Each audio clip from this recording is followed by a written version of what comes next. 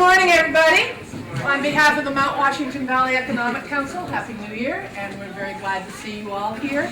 Our business sponsors today are the attorneys Alkali and Simile. That's a fun combination of names, I think. And we also want to thank New Hampshire Electric Cooperative for their sponsorship again. This is almost the 20th year for Eggs and Issues, and one of the things we were commenting on is we're delighted to see new faces because we really do try to select topics that will be of interest. Jack Cuddy will be bringing up our evaluation forms, and please, if there are topics that you're interested in, it's my joy to contact people and say, you really want to come up to the North Country for free and do a presentation for us? And they always say yes, so it's a fun topic for me to do. Anyway, as you all know, Barbara Banyan is our presenter today, and we're going to learn more about contemporary methods of marketing. Welcome, everybody. I want to start by just giving some basic ground information by telling you the restrooms are down the hall on the left, okay? Second, if you can't hear me, I can be very loud. Just tell me to be louder, because there's some white noise in the room, okay? So those are the first two things I want you to know. The third thing I want you to know is in this very moment, in real time, you are experiencing me cheating on my New Year's diet. This is the first cup of coffee I've had since January 1st. So I'm introducing caffeine to my system. So the fourth point is, if I start talking really fast, tell me to slow down, okay? So what we're here to talk about today is some predictions and trends for the upcoming year, which will help you in the planning process, okay? I see some familiar faces, so I know some of you know who I am, but I also want to give you a little bit of a background on me so you know who's giving the presentation. And yes, this is the same shirt I am wearing in my headshot. I didn't do that on purpose, just kidding, I just noticed. All right, so who am I? How did all this start? How did I get to where I am today? So back in 2005, I started a company called Cranky Creative Group, which is this happy-looking guy right here.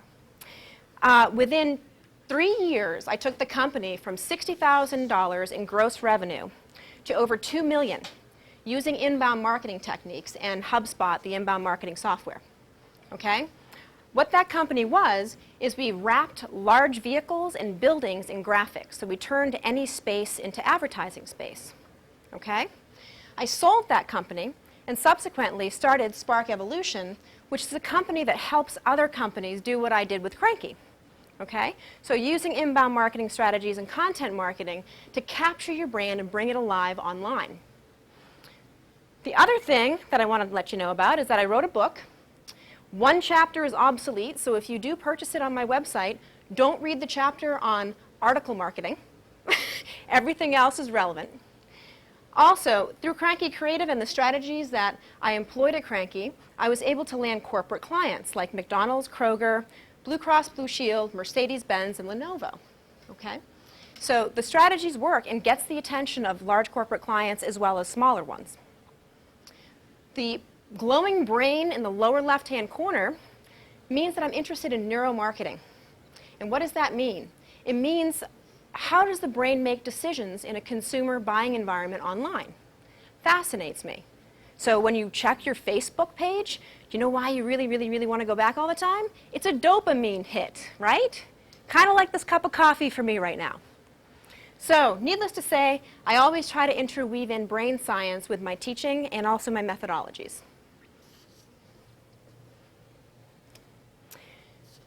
Love baseball, got to talk about Yogi.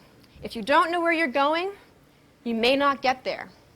So what I want to do this morning is have everybody write down on a piece of paper their 3 top goals for their business, okay, in 2014. Take 2 minutes and do that right now. That's going to be a guidepost for the entire class.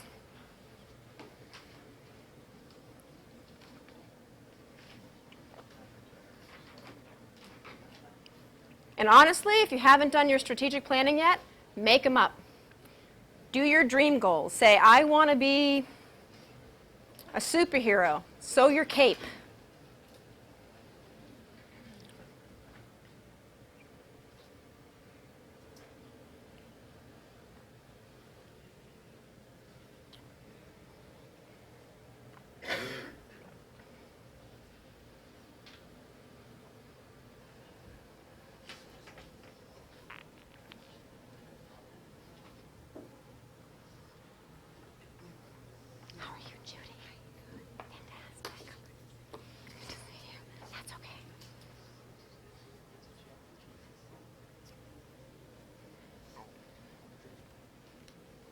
Okay. The purpose of that exercise is what? What is strategy? It's knowing where you currently are, it's knowing where you want to go, and it's knowing how to get there. Okay? So the purpose of reviewing predictions and trends for 2014 is hopefully to be able for you to make solid strategies to be able to have you reach your marketing goals in the upcoming year. So that's what I hope you garner from this presentation. So what I want you to do is, as we're going through each prediction, okay, look at the prediction, look at your goals, look at your challenges, and say to yourself, how can this prediction and this trend, how can I ride that wave to help me meet my marketing goals in 2014? So I want you to think strategically throughout the next 90 minutes, okay?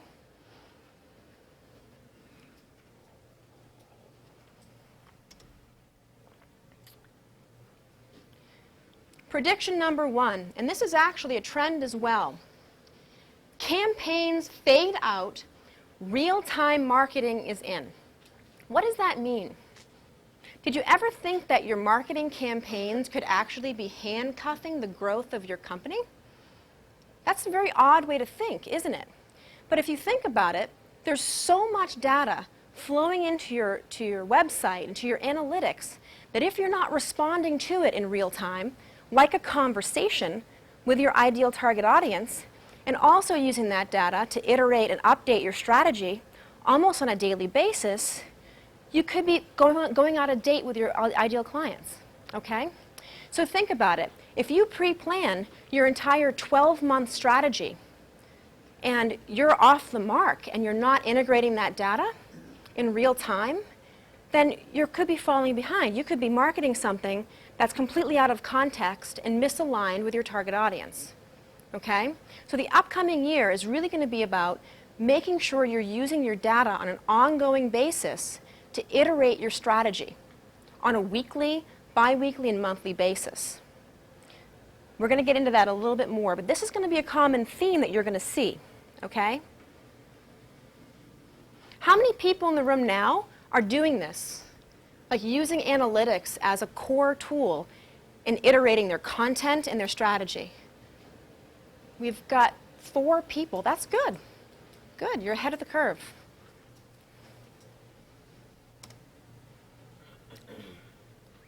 So, I'm not going to explain this one. We're going to have a little fun with this one, okay? And yes, this is a trash can. I would like Dan to join me up here, if you don't mind, because he's a good sport.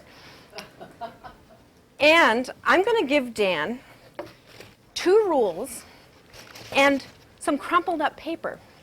The 2 rules, Dan, are you can't go behind this line towards the trash can, and you can't turn around. So I want you to get, out of 10, crumpled up pieces of paper into that bucket. Just 1. And everyone needs to be very quiet. I don't want to hear no cheating. Okay? Oh! Shh!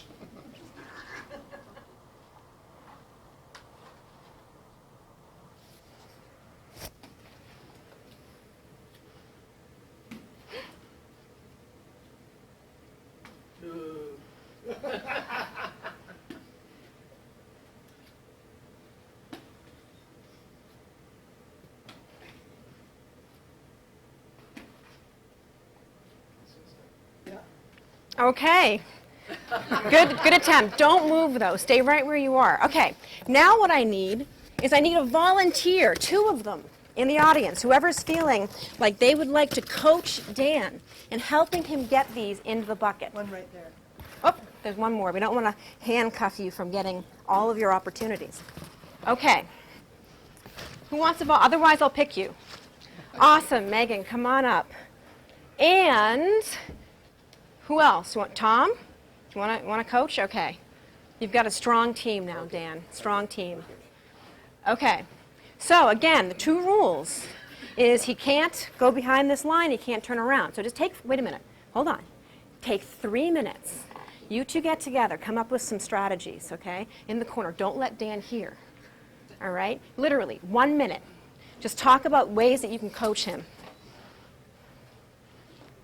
Did any make it in the box? None. None. It's okay, though. It's okay. Your first try was your guess, though. Was it? Yeah. And then I had to be able to, shh, I gotta give him hints. All right. Good? The only rule is that he can't turn around and he can't go in front of that line. For us to communicate to him is no rule. You can do anything. You can go back there. You can stay up here. You can, anything you want. Can I grab him at the moment? No, no. And the one more thing that's different about this time is you guys can give him feedback, okay? The closer he gets, give him more feedback or applaud, anything you want. Get involved, okay? So go ahead, Dan, try.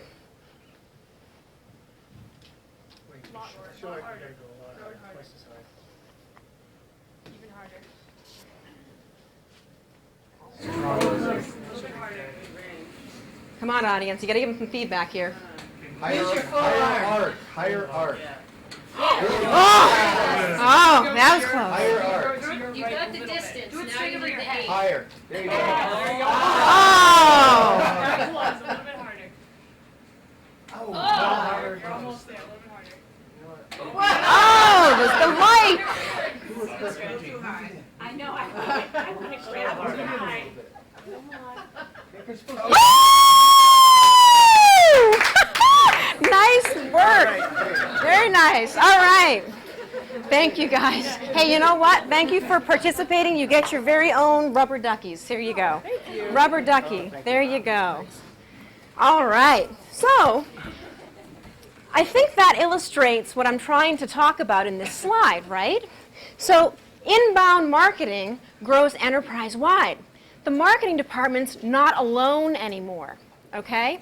And plus, it's not fun to be alone. See him? When he was just doing it by himself, it was kind of sad. The energy was a little low in the room, right? But when everybody got involved, the whole energy in the room changed, right?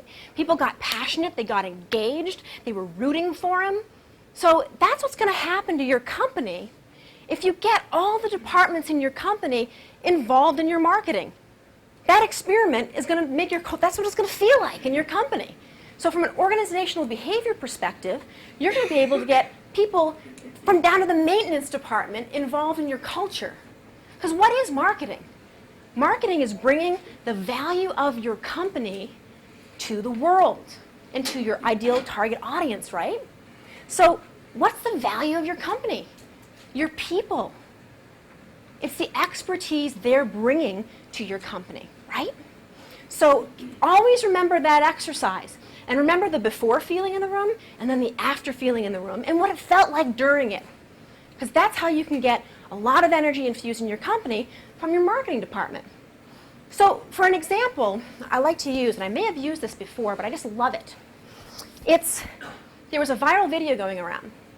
And you would never think that like a UPS could be interesting, right? Kind of a boring thing. It's freight shipping or, residential delivery. They filmed a guy in their warehouse singing and dancing and picking the packages for people and hand putting them into the delivery truck. It went viral. And it's the guy that picks packages in their fulfillment department. It's not the marketing manager. It's not the guy, the big wig marketing guy. It's their picker person. So think about your company and think about how to be transparent and how to show people what you guys do from a departmental level. Not to pick on accountants, but you may not want to go into the finance department. A little boring. Just kidding. That can even be interesting as well. Go ahead, Megan. Sure. In doing that, I guess the first thing that comes to my mind is, going to the maintenance firm and asking them something. But for me, sometimes I feel like, because I want to do that, but sometimes I feel like it's not their job to think of something that we can market and, have their ideas thrown in. So I sometimes feel like it's not like I go to them and say, hey, I need my car fixed. It's not.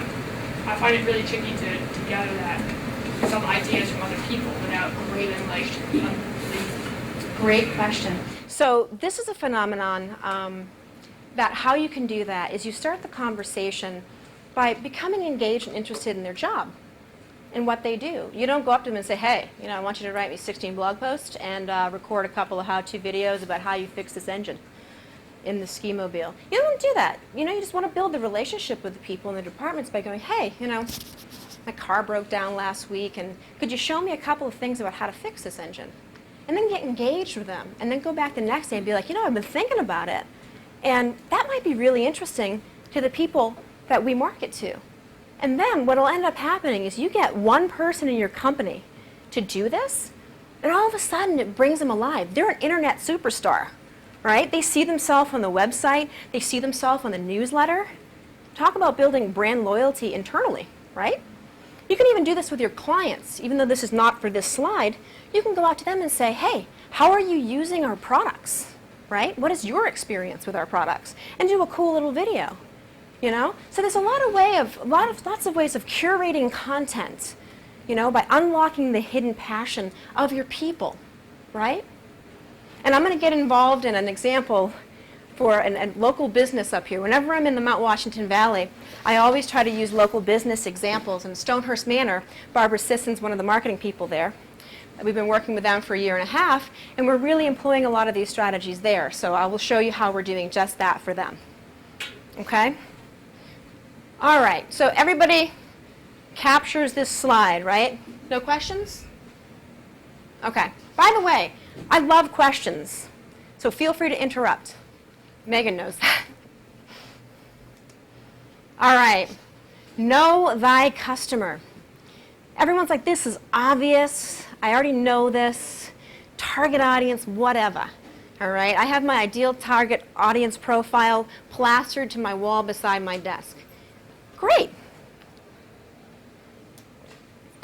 But you do realize that now, with all of the massive amounts of data, that you should be adding to your ideal target audience profile regularly. What do I mean by that? So, you can track the top users to your site. You can find out there's many different ways of doing this. There's a plugin called Reportive that you can use in your Gmail that literally, when someone emails you, it brings up all of their social profiles, right? So if you have a great ideal target audience person, you can go and visit their social profile, and you can do some data mining. You can say, who do they like on Facebook? What pages? Who are their influencers, right? Who are they following? Who are they following on Twitter?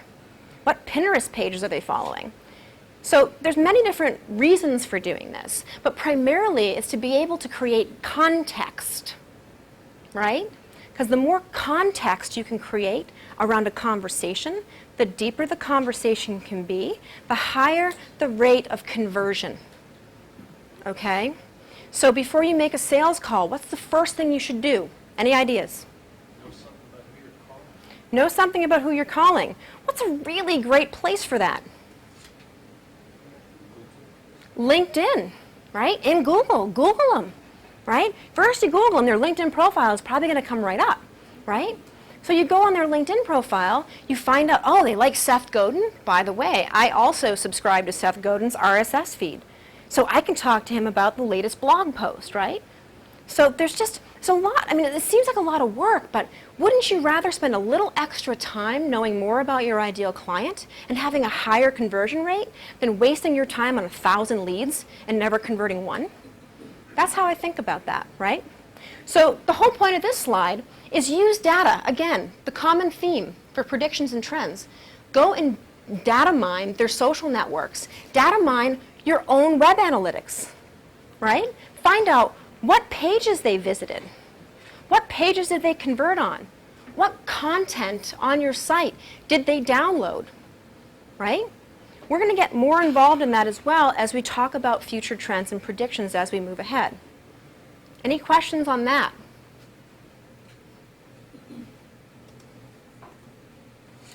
Okay. Marketing becomes more accountable for revenue generation. Do sales and marketing people typically like one another? I don't know if you've experienced this, but there's a survey out there that says 71% of the conversations said between sales and marketing departments are negative. Sales and marketing people don't like each other. But however, marketing is only half of the picture. Sales is the other half. So you can't talk about marketing without talking about sales, right? So some companies solve this with a service level agreement, right?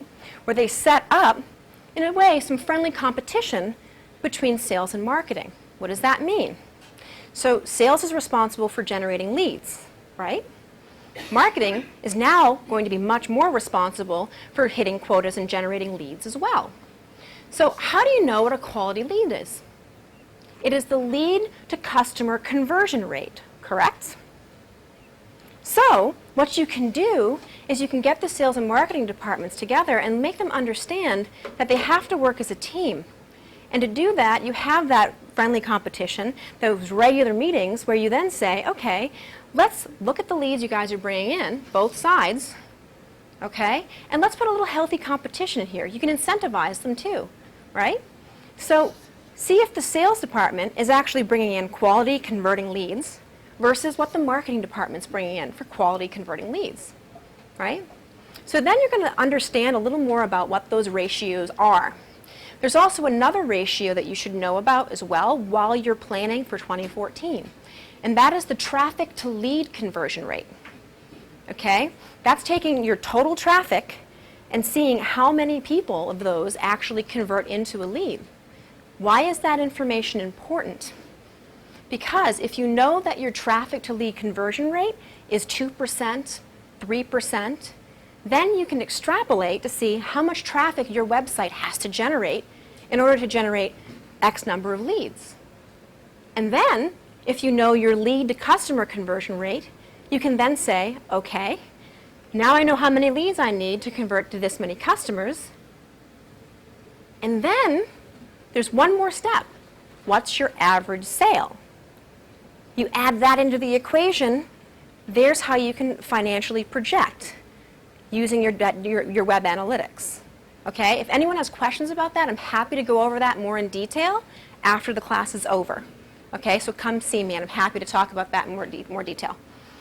I want to make sure I'm covering everything on this slide, because this is a big one. Oh, the other thing. How many people here are familiar with content marketing and inbound marketing? Raise your hand. Okay, not many. But I want to quickly mention, I'm not going to harp on it. The people who understand what that is, if you're having a hard time convincing your marketing director or CEO that this is the new way to market and this is what you need to do because of this reason, you can basically say to them, I want to launch a pilot program. And you can do this new way of marketing for 4 months. It's a good way to get your foot in the door and to get them to understand the power of it so they can start seeing results without committing to some type of long-term deal. Okay, so just a hint as well if you're dealing with a blockage from the executive team. Could you define what do you mean by inbound marketing? Sure. So, what inbound marketing and content marketing are, there's a slight difference between the two, but traditional marketing is really me standing up here with a megaphone and going through traditional channels. We're going to spam people with email and say how awesome we are. We're going to go on the radio and tell people how awesome we are, maybe even give them an offer, right? It's disruptive marketing. It's interrupting people, like while I'm eating dinner, the phone rings, okay? That kind of thing, that feeling in your gut like, God, I really wish that was, you know, X, Y, and Z, not the guy from, you know, Comcast. I hate They always get me. But needless to say, so inbound marketing is creating valuable content that's helpful and educational. So your company acts as a magnet to generate leads, okay? That's the difference. You're creating content and creating value for your customer. Then you're infusing it into the channels where they naturally are looking for that content. So it's earned media, okay, instead of traditional media. And this is a whole other conversation, but that's the basic definition of that. Your conversion rates go up a lot more. So, okay, here's a good statistic that'll give you the idea of the difference. Mass traditional media, the conversion rate is 2% on average. So if you do blanket marketing and you got the megaphone, it's about 2%. If you use inbound marketing, the conversion rates are up to 10 times that. Okay? We have landing pages that are converting up to 30%. So there's a huge difference between the two. Again, anything that's confusing to you because it's a little outside the scope of this particular conversation, come talk to me after and I'm happy to tell you all about it, okay?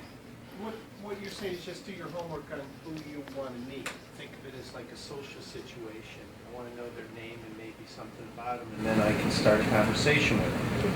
Whereas if it's a cold call, I know nothing about you, and I'm working off of a list. Exactly. Yeah, so when someone calls me up at 6 o'clock at night, and they know my name and they know a little bit about me, it takes me 30 seconds longer to hang up on them. Exactly. Or maybe I don't, it depends how they sound. But when they call up and I got that 3-second pause, I hang up immediately. Yes, exactly. So good point. So you want to look at it as a conversation, right? And so the pieces of content, if they go on your site, or if they're on a blog, or if they are on a forum, or if they're on, a BuzzFeed or a Tumblr that a friend had posted one of your pieces of content, and it's an ebook. And maybe it's an ebook on, I don't know, best New Hampshire vacations, right? And they're planning a vacation to New Hampshire. And Megan here has put together an ebook on all the different fun activities in the Mount Washington Valley. And it just so happens that the auto road is part of that selection, right? It's not overly promotional. In fact, the information is agnostic, right? It's not just for them. It's to promote the whole area. So then you care about the customer. It's valuable, it's helpful, but where does it live? It lives on the Auto Roads website, right? So they're then positioned as an expert in their field and a good navigator for New Hampshire vacations, right? That's a little different than if they send an ad that says, hey, come to the Mount Washington Auto Road, we are the best so-and-so in the Mount Washington Valley area, you need to drive up our mountain. It's just a completely different feel, right? So think about it that way, and that'll get the conversation started. In fact, the cool news about inbound marketing versus traditional marketing is they're almost pre-qualified before they even get on the phone. And if you look at consumer behavior online now, 70% of the buying process is done before they even reach a salesperson. So they're educated now. The job of the sales team is not to educate the client about the product or service anymore.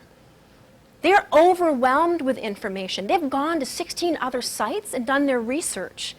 The job of a salesperson or a small business owner now is to help them choose, because they have choice paralysis. There's too much information. So how do you help them choose, right? Well, the job is to upsell. Right. That's one job. That's definitely true. But it's hard to upsell if they don't trust you, right? If they already have 70% in the air, then they're close to making their decision now. It's getting either up product they're buying or some more accessories. That's true. So what would be a really good way of helping them even, okay, here's the real goal. Getting them to stop looking on your site, right? So they've looked at 16 other companies. You want to be the last one they look at. You don't want them to keep going.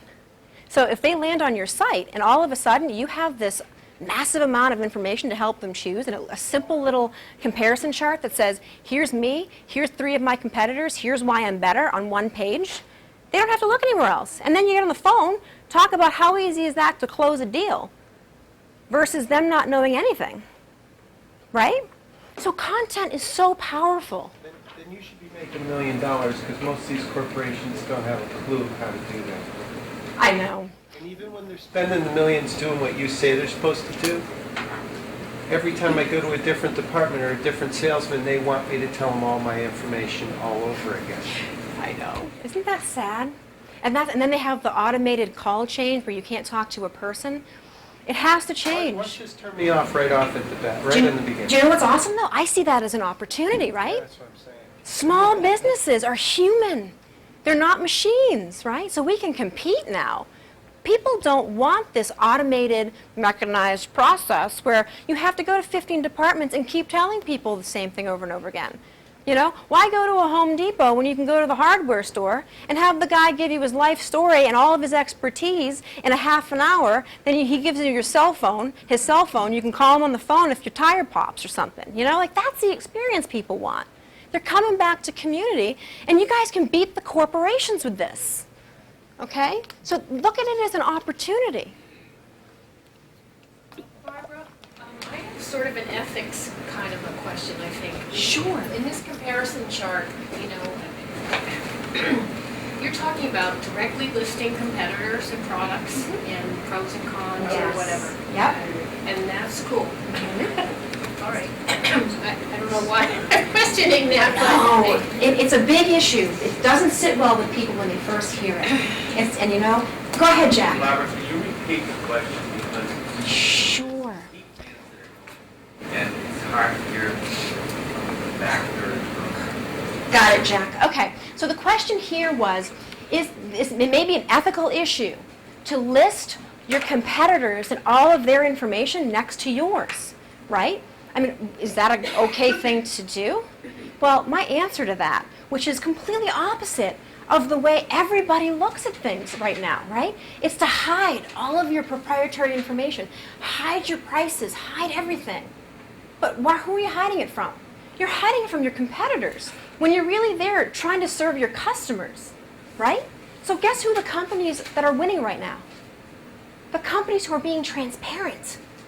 They're putting their prices on their websites, and they're putting it right next to their competitors. Talk about trust building, right?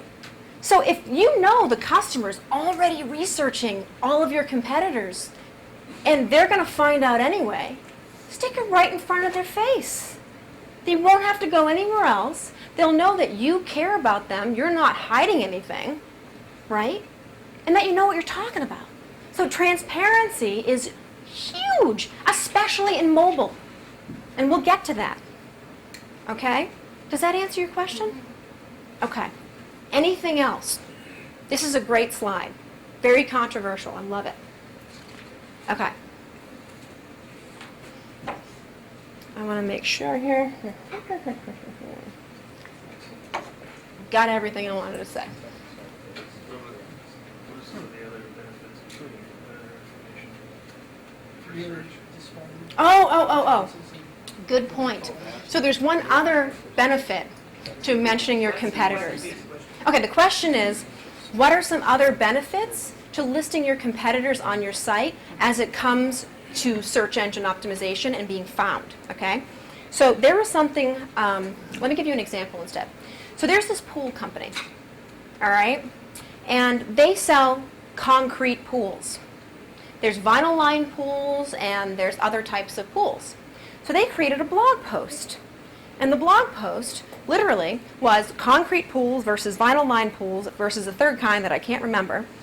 And then they listed their competitors in the blog post so that when people searched for vinyl pools, this particular blog post came up. And you know what the first thing the blog post said? That we may not be a best fit for you, but we want to help guide you in making the decision, right? So it's like having a conversation with somebody who doesn't want your money, right? And who doesn't care if they get your business. In fact, you don't want everybody's money either. Do you want somebody who doesn't want your stuff? No, they're hell. I've had clients like that. They're the bottom 1% that you want to avoid. In fact, your content, you should make sure that you filter those people using this type of content. So you've got something called competitor hijacking. So someone's searching for a product that they think they want, which is the vinyl pools, but after reading this blog post, they may say, no, actually, concrete pools is much more beneficial to me thanks to this blog post that taught me that that's what I should be choosing. Do you know that when he did an analysis on that one blog post, he traced it back to $1.2 million of revenue over 4 years in pool sales? So I highly recommend taking and comparing you and your competitors and being completely helpful and listing all the benefits and information, because people don't know what they want. You need to help them choose using these comparison articles and these comparison charts. So think transparency, think about those types of things.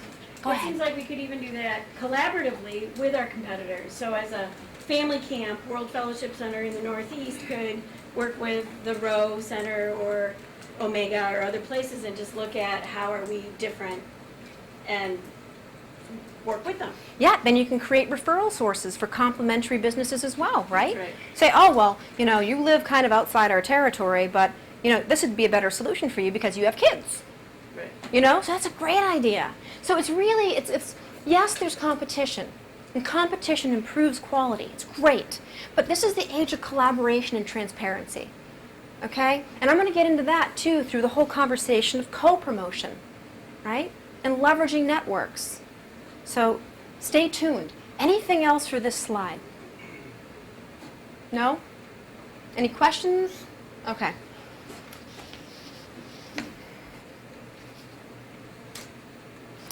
Social media gets integrated. Okay. So what's happening and what is going to continue to happen is a lot of the technologies that for like Google Analytics, they really are web-centric. They do focus on social media a bit, but people aren't really integrating all that social media data into the use of how they create content or how they build out ideal client profiles. I'm not going to spend a lot of time on this because it's pretty much the same thing. Context.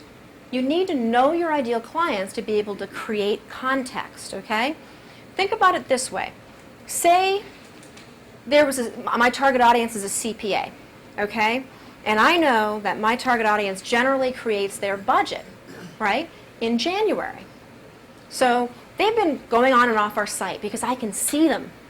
I'm using HubSpot, which is one of the options. There's many other options out there to track these things. I've seen what pages they visited. I've seen the content they've downloaded. And I know generally what they're interested in. So in December, knowing that their budget cycle is coming up, how about sending them an ebook about how to craft a marketing strategy for 2014? Or craft their marketing budget for 2014 and send that to them while it's top of mind. So you're creating context for your ideal client and timing. So what is context? It's delivering the right content to the right people at the right time. Okay? So that's what this is all about, making more of a robust client profile through social media and listening and monitoring as well. Conversations around what you do and your brand and competitors. Any questions on this? Okay. You can also see patterns and trends between similar clients. So again, if it's the auto industry and you have the top, 80-20, where you have 20% of your client base, you can find patterns and you can find trends and then new ways to connect with them. Okay? Just the other day, I was using Hootsuite in the Google Maps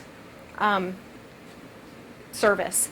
And in Hootsuite, there's a new plugin, because the technology is always evolving, that you can see local tweets happening about Stonehurst Manor. So I clicked on it, and I found out that there was an Instagram stream of a gentleman who stayed there. Clicked it. The pictures of his dinner was on Instagram, and he had over 47 likes on like 3 or 4 different tweets.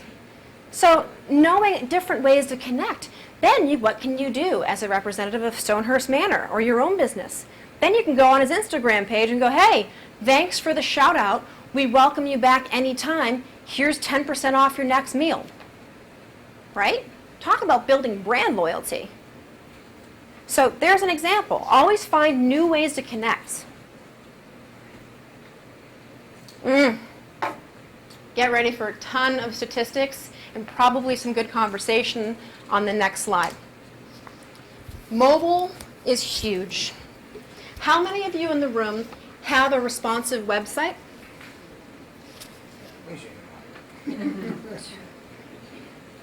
There's 5, okay.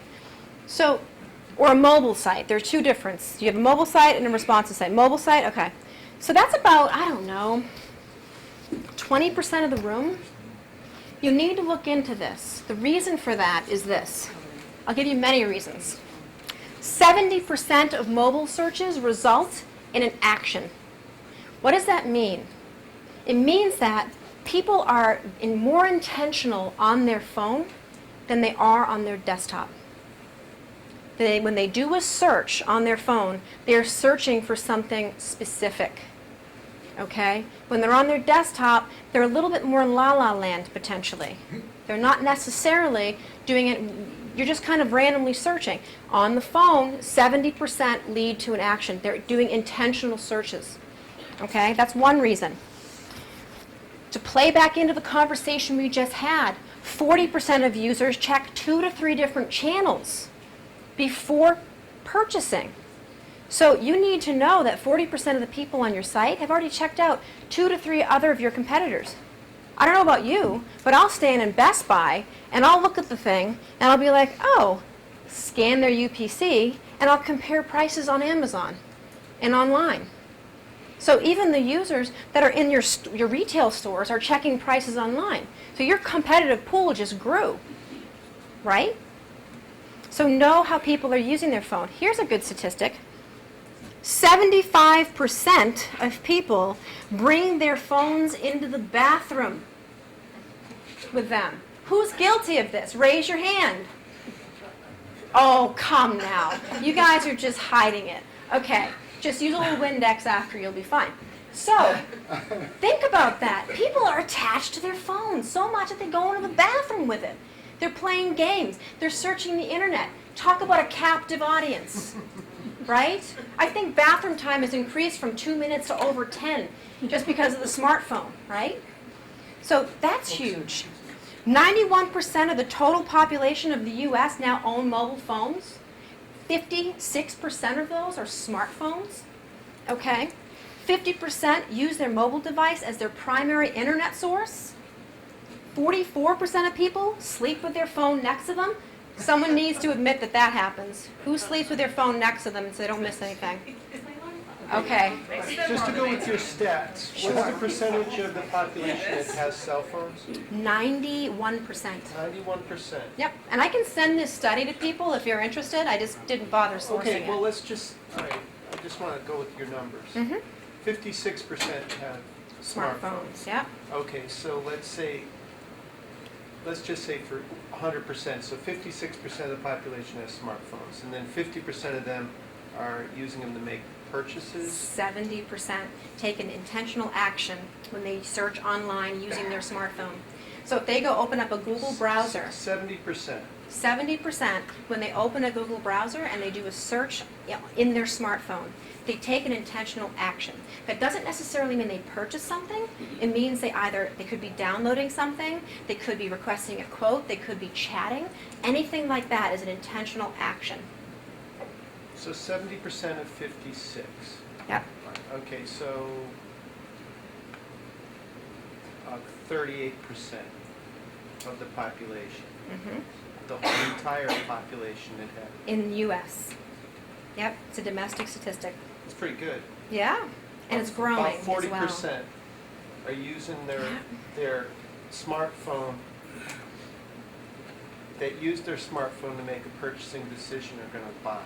Now, are they going to buy it from the smartphone, or it's going to be involved? They make the purchase from the smartphone. So you make a good point. This is why having a mobile-friendly site is important, okay? I'm sorry, can you repeat what he said? Shh.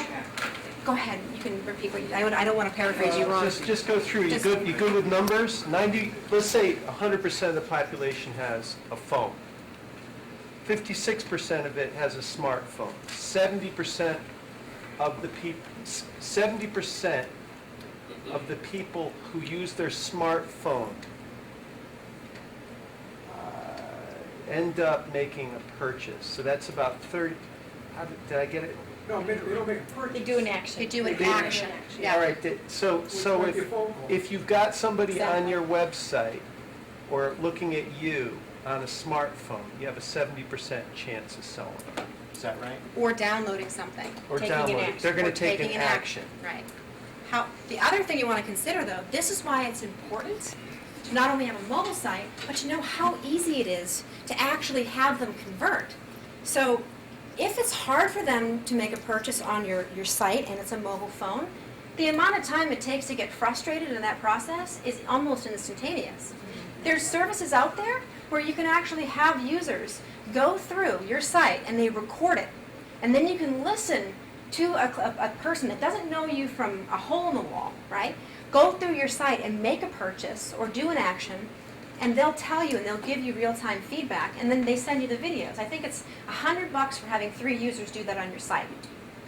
So literally, I mean, it's expensive, but it's think about the money that you're losing if people are getting frustrated in the purchase process or in the download process and leaving your site and going somewhere else where it's easy to make a purchase.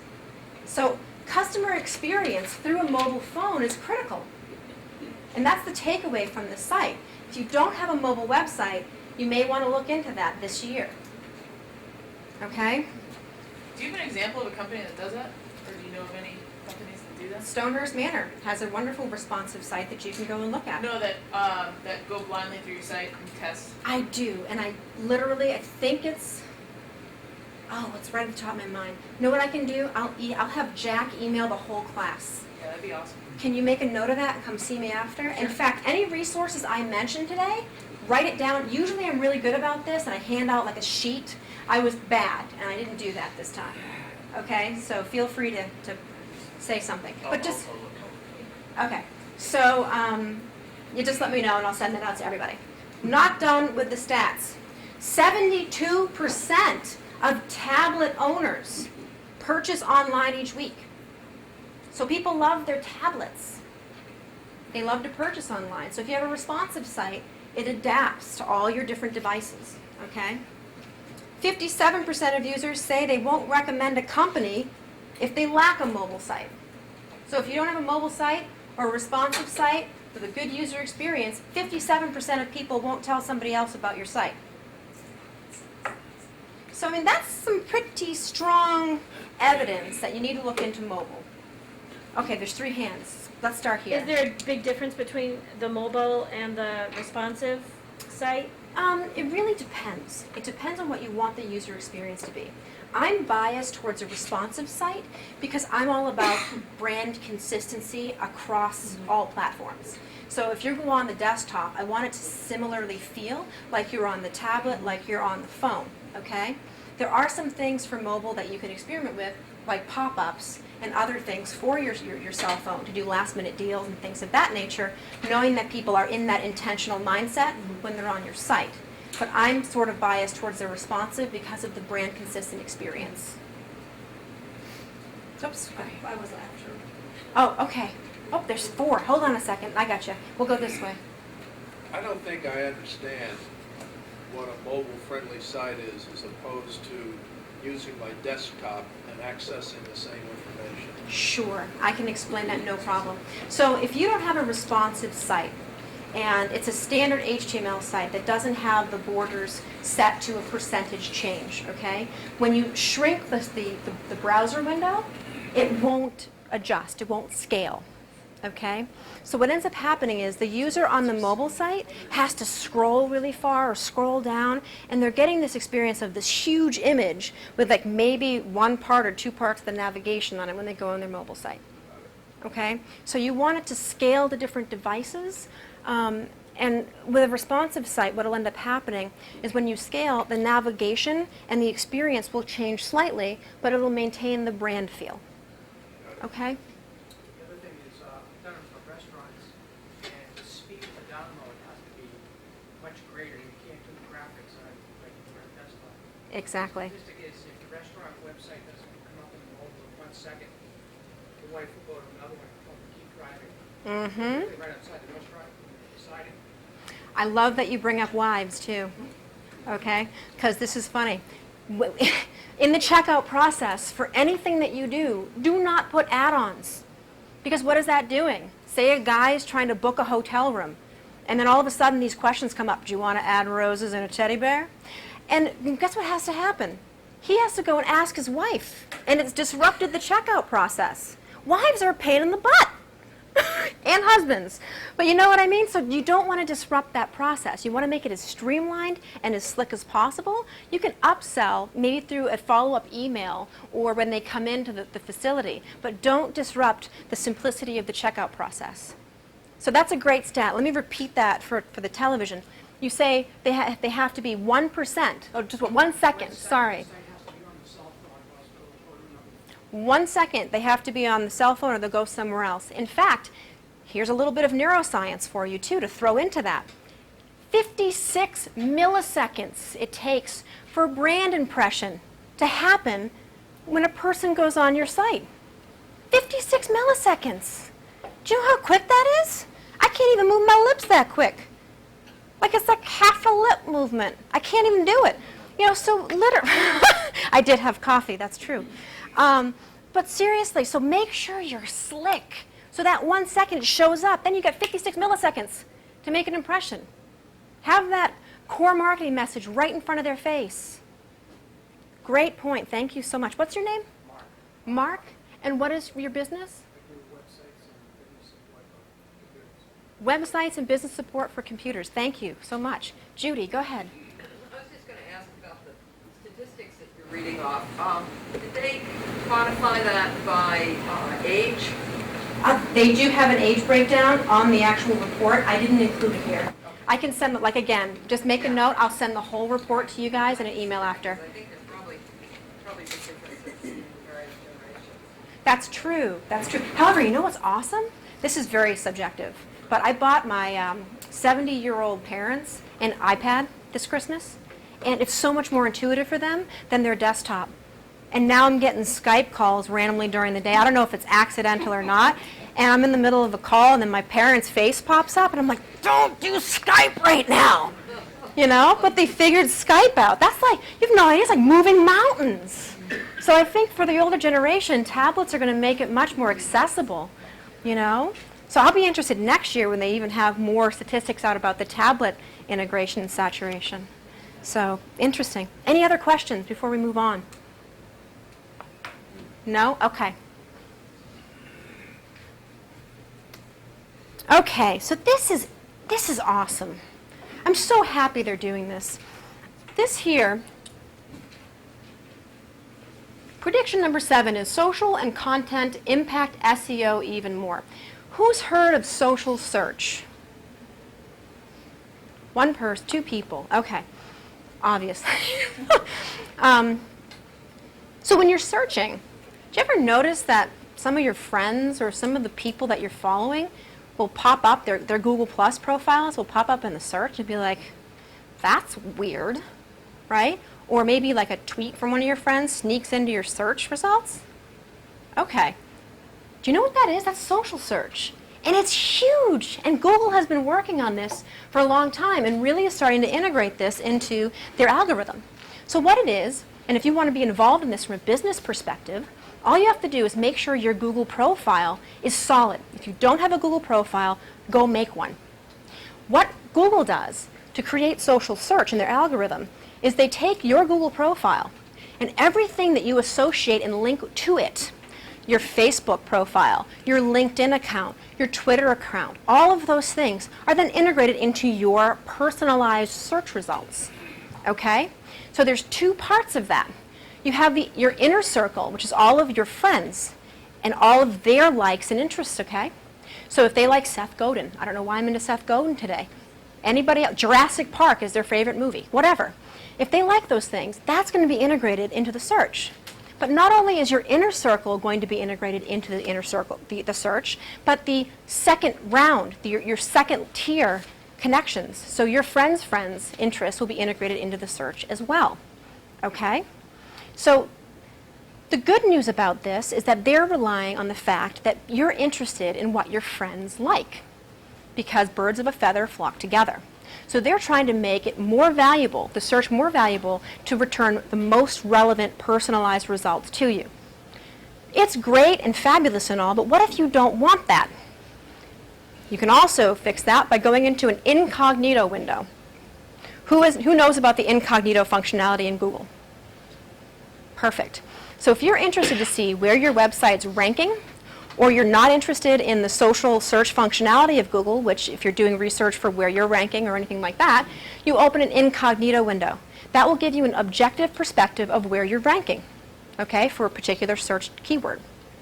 However, one more thing I want to mention about this is you're only going to get social search results if you're logged into your social account through Google.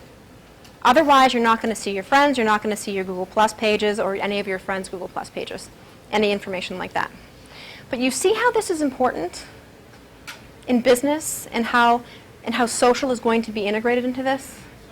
So what are you saying? You have to be logged in on Google Plus in order to do and then go into Google and search? Any Google services. So say you're logged into Gmail, Yeah. that is a cross-platform login.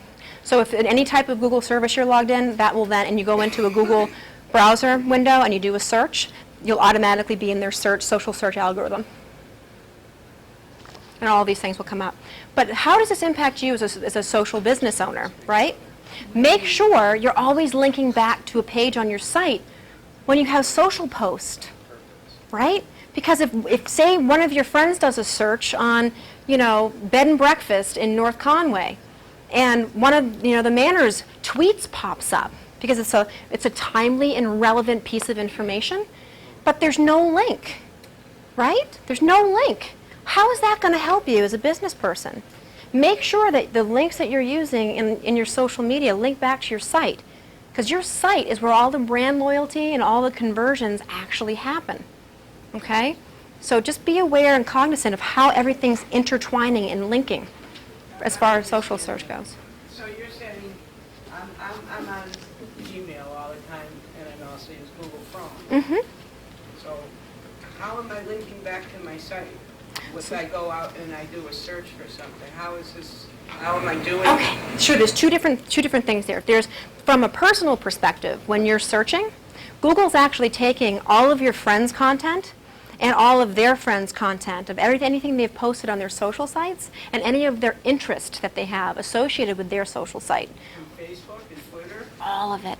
It's all integrated now into social search, and it's influencing your search results, okay? So if you're logged in, you're getting a personalized SERP, or search engine results page. Okay? If you don't want that to happen, you have to log out of all of the Google assets. Or do incognito is the way to go, because then it doesn't even take into account your search history. You're a brand new person to the search engines when you're in incognito. So if I log into incognito, my search results will be different? than if I am? Completely. Oh, that's interesting. Yeah. Completely. Just as a side note, that's why a lot of people, they will talk and they'll say, wow, hey, my website's #1. And everybody else that looks at it says, not for me. Yeah. It's because it's taking your user, your past searches, the other people that you've used their searches, and it's saying, oh, this is relevant for you, this is going to interest you more than these other ones. So if you want to get a true picture of where your site is, go in the incognito window and do the same search, and you'll get that unbiased view. Exactly. But the important thing is the second part. And that is, as a business who's using Keep and everything else, make sure that your website's link is embedded in everything you do, because if it pops up during any of those other searches as a tweet on someone else's social media, they have a way to link back to your website. That's the important part. Well, I guess then how do you do that? Okay. Making sure. Oh, no, go ahead. If you want, go ahead. No, I Take a just shot. want to say that everything that you're doing and you're sending out and that you're doing for your stuff has a link back to your website as a business. And to just add one more layer to that, the link has to be contextual. So you don't want to just put your homepage link on every tweet or every Facebook post or everything. It needs to be relevant, because the brain is predictive. If you see a post about puppies and the post then goes to plumbing, you're not going to have any conversion, right? So if you have a post about, or a link about, a post about puppies, that we have the best puppies in the world, make sure you're linking to the best puppies in the world page on your blog or website. Okay? So you're saying put that actual, that's how you're linking back, is by mentioning your site. Yeah. The tweet or the Facebook post or...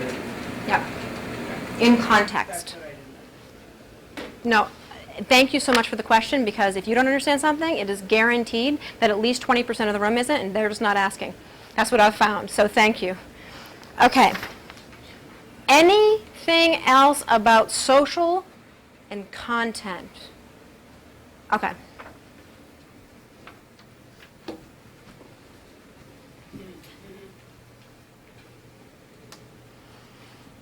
Companies look to hire more inbound marketing talent. Okay, so we talked a little bit about what inbound is versus outbound marketing. And to illustrate this a little more, I put this fancy little comparison chart on here to say, what is inbound? Okay, any tactic that relies on earning people's interest instead of buying it. Communication is interactive and two-way, like a conversation that was mentioned before. Customers come to you via search engines, referrals, and social media. Marketers provide value. It's unlocking and capturing the value of your business through content, through infographics, through online courses, webinars, etc. Okay? Marketer seeks to entertain and or educate. Okay? That's the new way of marketing. The old way of marketing, communication is one way. The megaphone, I'm awesome. Okay? Second, customers are sought out via print, TV, radio, banner advertising, and cold calls. More disruptive. Saturated, yes. Disruptive, also. Third, marketers provide little to no added value. Okay? It might be a deal, but if you're promoting yourself and it's not really that interesting, who wants to watch QVC, right, instead of watching the Food Network? Food Network is this whole network full of interesting, engaging content. It's got recipes, it's got cooking shows, it's got that dude traveling to all the greasy, fat diners. You can tell him on a diet, because I mentioned that. But you know, you're engaging them through interesting content instead of going to a QVC type business, which is me, me, me, me, me, how awesome am I, right? And fourth, marketer really seeks to entertain or educate. Okay. 3 things I want to mention. So you're a firm here going to yourself, I don't really know about inbound marketing or content marketing. How do I actually acquire the skills necessary? And there are 3 ways people are doing this now, right? You have the first way, which is internal. They hire out for the talent, okay? If you want to hire somebody, look for the term content marketing, okay? Make sure they're well connected and they have a great black book in your industry, okay? Because again, it's going back to who they know. So there's one way they can do it is internal. Second way, they hire an agency that knows what they're doing, okay? Third way,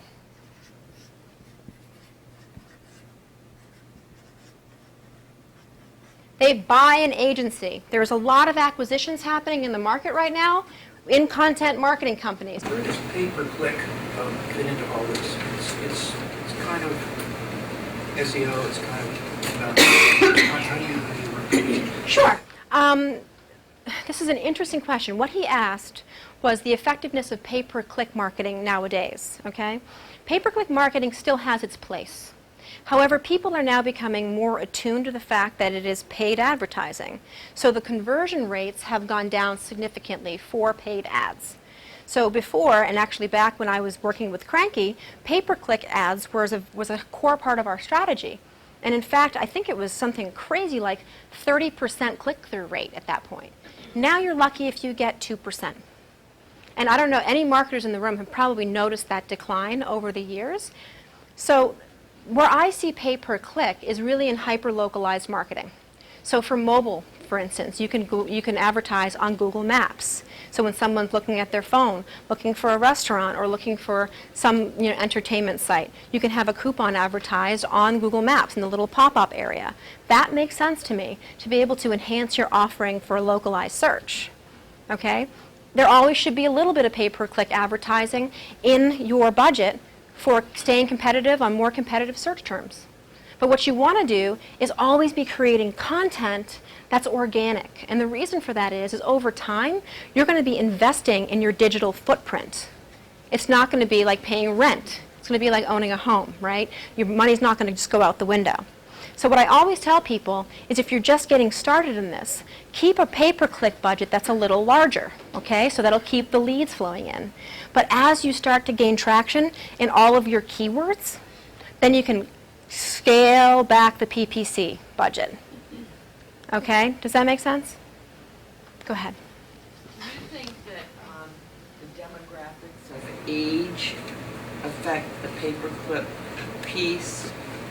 I would think some of that enters in the conversion of no paperclip to whatever you're going to do.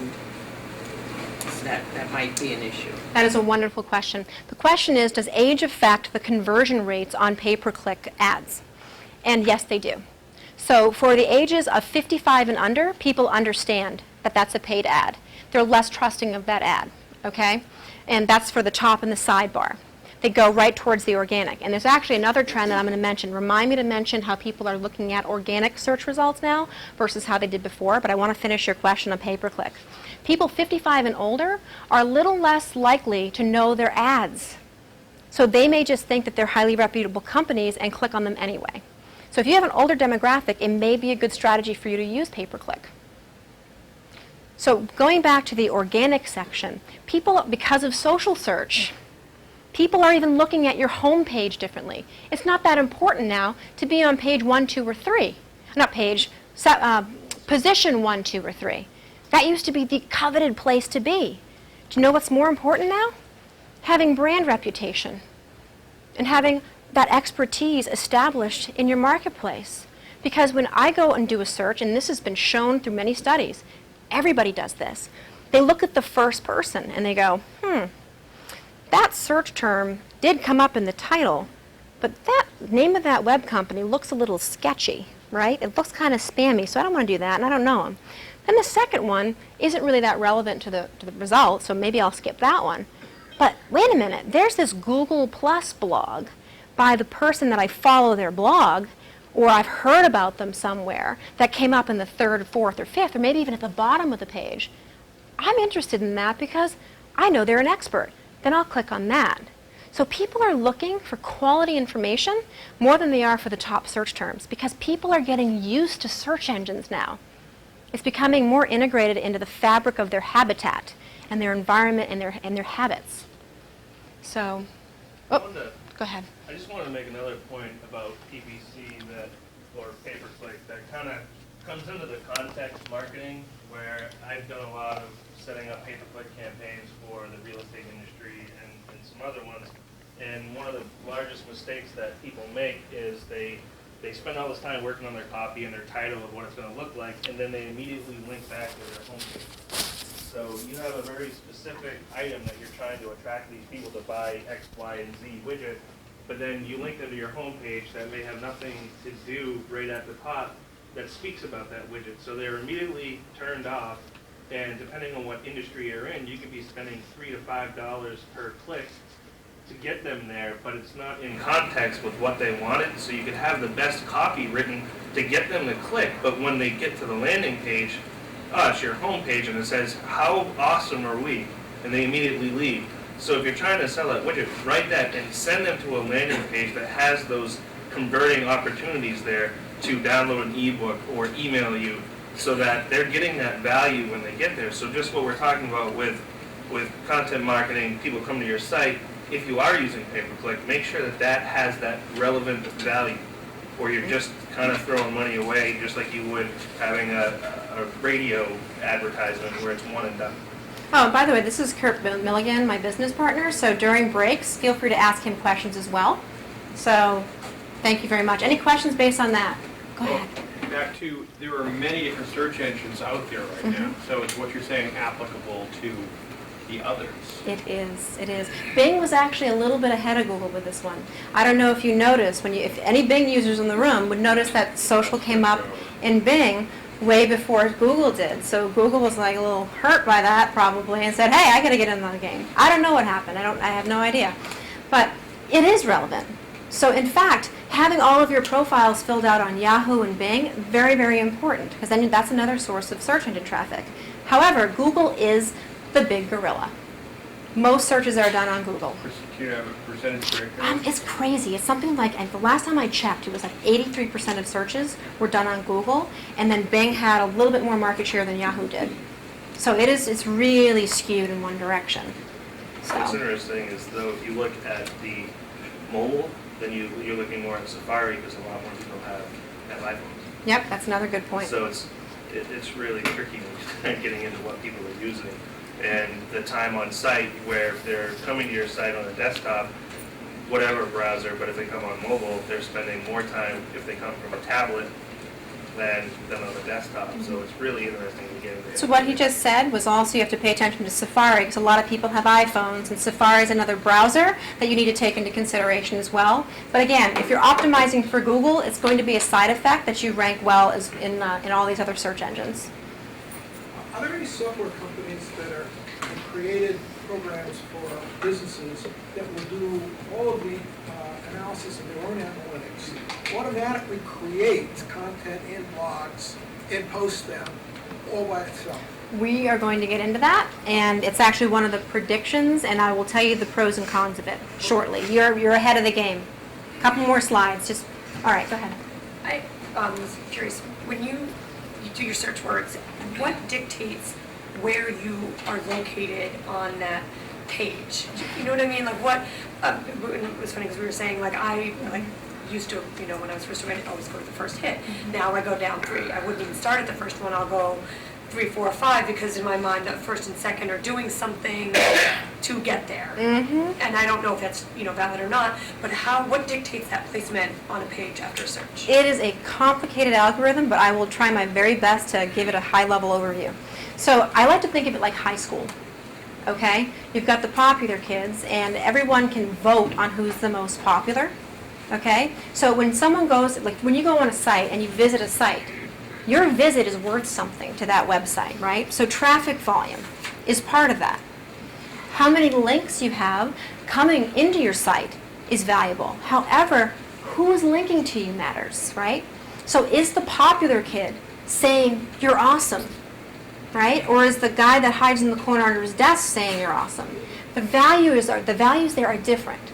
So who's linking to you matters, right? How many links to you matters. And then the traffic volume matters. So those are the 3 major things. So here's another thing. There's on-page search engine optimization, and then there's off-page search engine optimization. On-page search engine optimization counts for about 30% of your ranking. And what is that? That's how well your site conforms to the Google Webmaster Rules. Okay? I don't have time to get into that. It's beyond the scope of this particular presentation. Off-site is all of your content. It's where it's going. It's who's citing it. It's who's spreading it. Okay? It's who's sharing it. All right? So that's 70% of what dictates how you rank. So that's a very high-level overview of how you position yourself and how you get to different places. You can also look at it this way. Every keyword is a micro-market. Okay? So what do I mean by that? For every keyword, you have a volume of people searching for that keyword. All right? Say it's North Conway, hotels, New Hampshire, and you have 2,900 people a month searching for that term. There's all these other hotels competing for that term, right? So you have a competitive marketplace per keyword. You also have the difficulty and the competition for that keyword, right? So how do you capture those micro markets? You create content around very, very, very specific keywords, and you dominate long tail. They call it a long tail strategy. So instead of doing hotels North Conway, you do best hotels North Conway. And it's a less competitive term, maybe lower volume, but if you get 1,000 of those and you're ranking, 1 to 10 on that and you're on the first page, instead of being 1 on the hotel search engine, it's a great way of capturing that traffic. Because people usually use quite a few words to make it. Okay. Which is another prediction that's not in this presentation, that because people are getting to know search more, they're using more questions in their search terms. So they're typing in more questions, which ask.com had it right, even though we never hear about them anymore. Anything else before I move to the next slide? By the way, Jack, can you tell me how much time I have left and everything? Yeah, Barbara, I'm getting a little nervous. Normally this program, the acquisitions program goes probably an hour, goes from 9 to about 10:25, 10:30. Oh, man. Okay. Sorry. I'm used to teaching 3-hour workshops. So sorry about that. I'm going to run through the rest, and then I will be available to you guys I literally have until noon. So come talk to me after. But, all right, let's quickly go. No more questions, everybody. All right, so big data. Really, really quickly. Big data. Nothing to be concerned with right now, but you have to keep it in your repertoire. Big data basically means that we have a whole hell of a lot more information to work with now than we ever did before. Most of the world's information has been created in only the last 2 years, okay? So you're dealing with petabytes of customer data now that you can then mine and use as intelligent data to make decisions. There's a company called Build that is trying to make large data accessible to small businesses, okay? Because that is a major threat. Corporations are going to be able to gain insights and garner insights about customer behavior that small businesses won't have access to. So there are companies out there that are allowing small businesses to access these large data sets to glean patterns, to glean trends, and to be able to work it into their decision making. So I can send that link. There's nothing right now to help small businesses do that. Build.com is one place that is trying to do that, okay? So just whenever you see big data, read the article. It could concern you. Oops, and there's here, really quick. Big data, what do I mean by that? There's massive amounts of engagement happening. 120 million people in the US now own smartphones, up to 30 million in just the past year. More than 1.4 billion consumers are spending 22% of their online time using social platforms. 92% of the world's data was created in just the past 2 years. By the end of 2012, which is even outdated already, ComScore was capturing 1.4 trillion digital interactions per month. Talk about being able to know thy client, right? You can literally know what people click on. All right, moving on. Prediction 10, smart content. This is awesome. So it's also scary. You're probably not going to like this, but it's awesome. So Amazon, you go there, right? And everyone has seen this. You buy something, and all of a sudden they're suggesting, well, other people who bought that also have this, right? And I'm a sucker. I always buy the darn thing. It's brilliant. Why is it brilliant? It's context marketing, and it's using the power of social persuasion, right? Well, if other people bought that, it must be good, right? So you can do this too. HubSpot has now released a content optimization system. What is that? It means that the web experience of your website changes and personalizes based upon who's visiting. So you have a static website, you have decent conversion, but what if your website changed based upon the user behavior and the content they read? If they downloaded a certain ebook, here's an example. Say I'm looking for an SUV, and I go to your auto site, right? And you're showing me a bunch of sedans. Conversion rate going to be as good as if I went to your auto dealer website and you had SUVs everywhere? Oh, you must know that I want an SUV. All businesses can do this now through a content optimization system that then tracks the content that has been viewed and visited, and through client and customer workflows that are created, then generate personalized content for every interaction that then comes after the fact. So your website morphs and changes and personalizes to your ideal client. That's huge, okay? So come in, if you're interested in that, let me know. I can tell you more about it. And let's do more. Marketing, hold on a minute. Okay. Marketing speaks like a human. You need a consistent personality and voice throughout your company, okay? If they're talking to the engineering department needs to sound like the marketing department. Everywhere across channels, you need to sound the same, and you need to sound like a human being, okay? People have feelings. People, emote. You're not a machine. Going back to the the question, people have tried it. They've tried to use automated, this through article spinning, for instance. I can't keep up with content. Let me just spin this article and send it out to 9,000 different places. It doesn't sound human, right? It's automated. People want human. So make sure you're speaking in their terms, in their language, okay?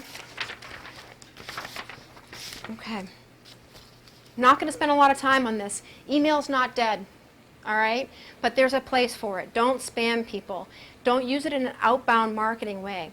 Use it in a lead nurturing way, okay? Meaning, when they sign up for something on your site, feed them 5 relevant and engaging drip emails after the fact.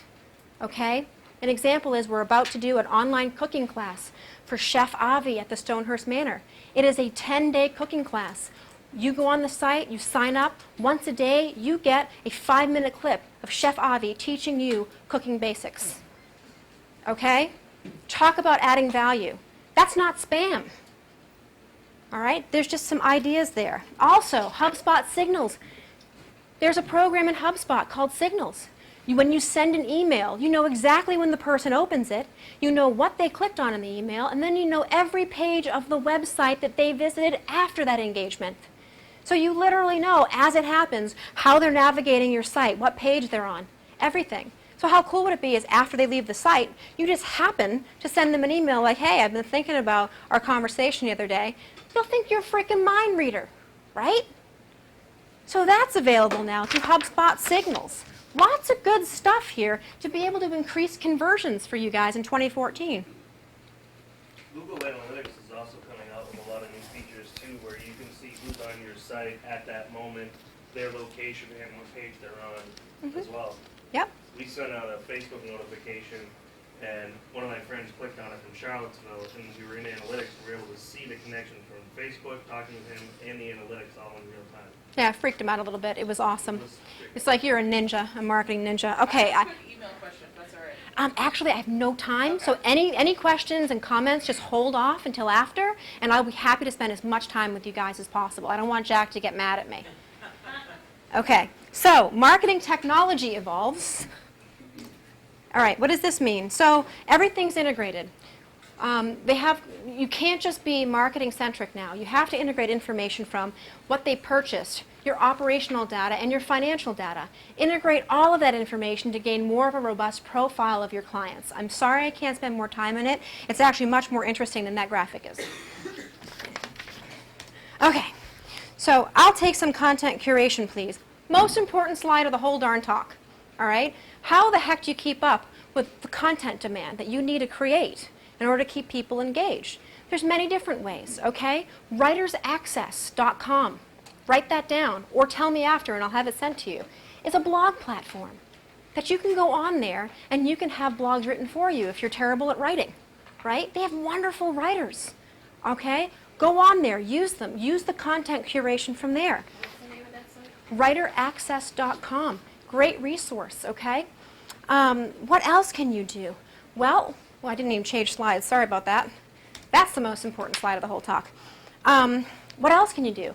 When you create content, slice and dice it.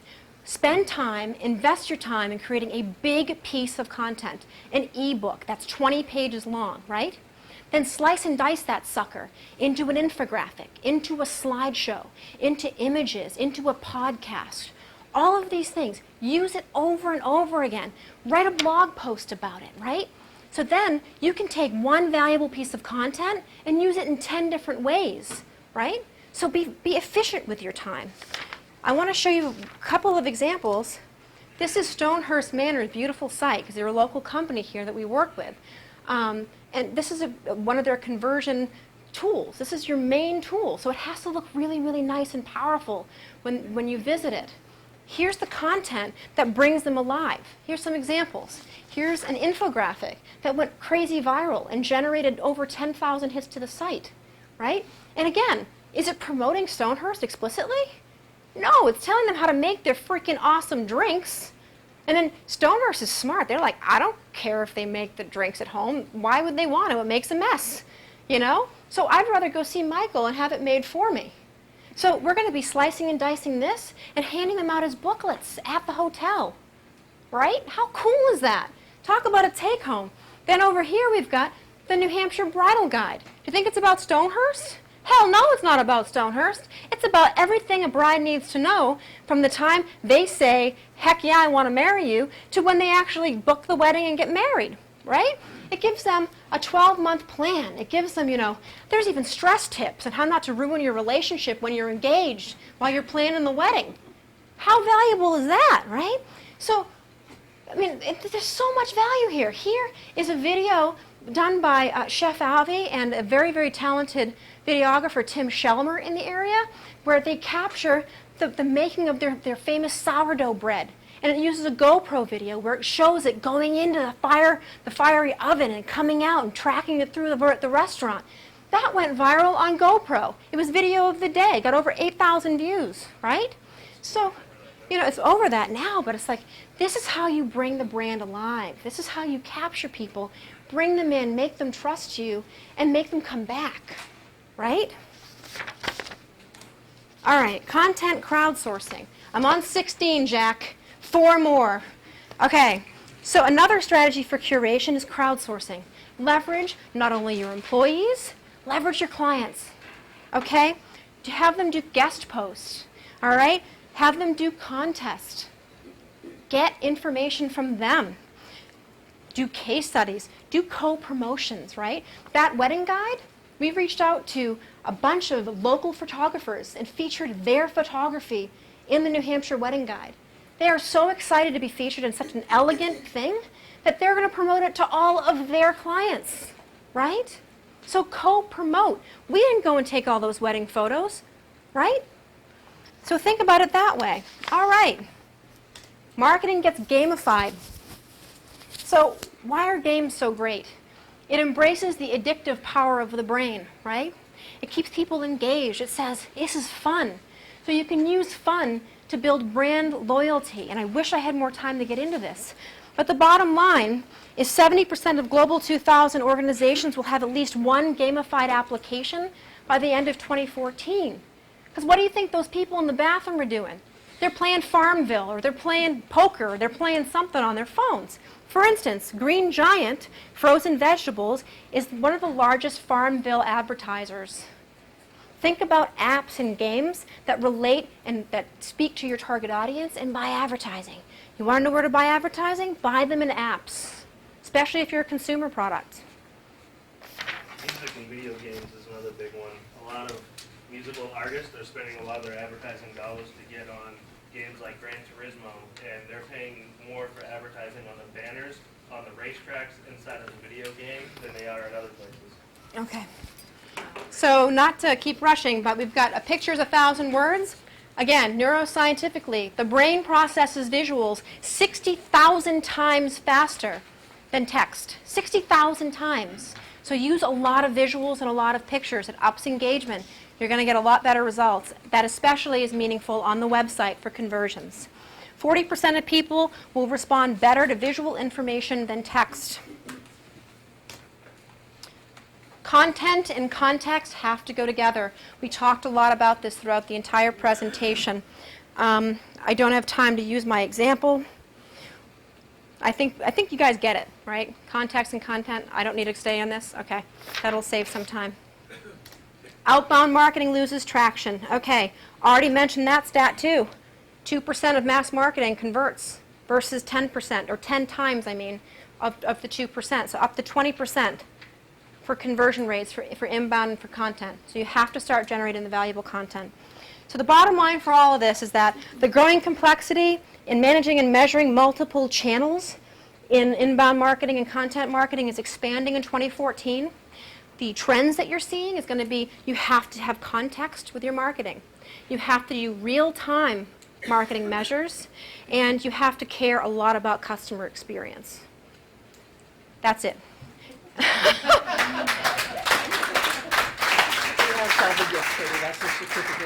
Oh, thank you.